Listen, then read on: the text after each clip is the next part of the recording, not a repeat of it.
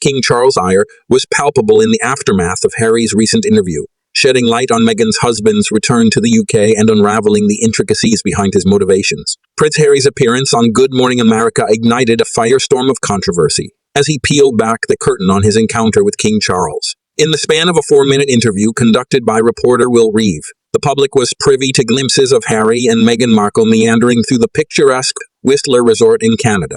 What was initially perceived as a familial concern transpired into a revelation of Harry's return to England, primarily orchestrated to gather fodder for forthcoming media engagements. Despite the backdrop of his father's health concerns, Harry's actions painted a stark picture of exploitation, where his father's cancer diagnosis and their private exchanges became commodities for financial gain, simultaneously serving to reaffirm Harry's perception of his own royal stature. Once again, Prince Harry's actions cast a shadow over the welfare of the royal family, with little regard for the repercussions echoing back to his relatives in the UK. In his discourse on Good Morning America, the Duke of Sussex breached the confines of palace trust by openly delving into the delicate matter of King Charles' cancer diagnosis. Despite Harry's professed love for his family, lingering doubts lingered regarding the authenticity of his sentiments, overshadowed by the specter of pecuniary interests, fame, and personal gratification. Throughout the interview, Harry's narrative underscored a longing for reconciliation with the king, suggesting that his father's illness could potentially serve as a catalyst for familial unity. However, the court of public opinion remained divided,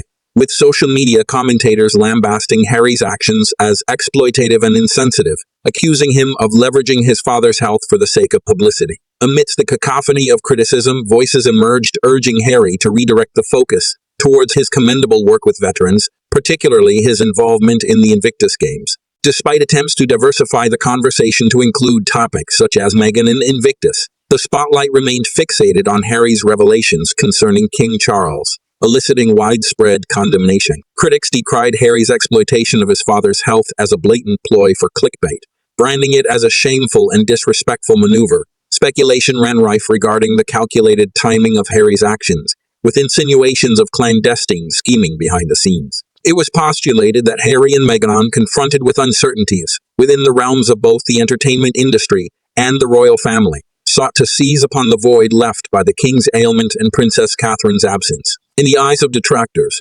Harry's actions epitomized opportunism and self-interest, echoing patterns observed in previous instances, such as his conduct in 2022. By prioritizing personal agendas over public responsibilities, Harry's interview was deemed exploitative and bereft of decorum, diverting attention away from pressing issues such as support for veterans and the broader societal welfare.